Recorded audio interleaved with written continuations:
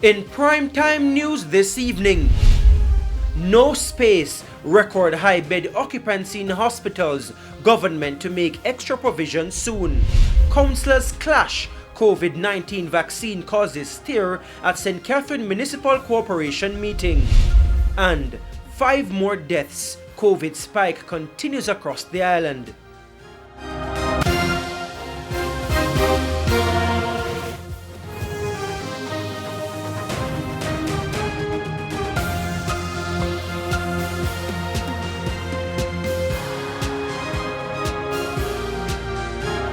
Good evening and welcome to Primetime News, live on air and online at onespotmedia.com. I'm Herman Green. And I'm Janella Precious. Also this evening, the financial week, sports commentary, E-Prime and weather. But before the break, the feedback question. Our feedback question this evening. Do you believe the police should be given powers to arrest persons without first giving a warning for COVID-19 violations? You can share comments online, facebook.com/Television Jamaica and tweet us at Television Jam. Please stay with us. Primetime News returns right after this break.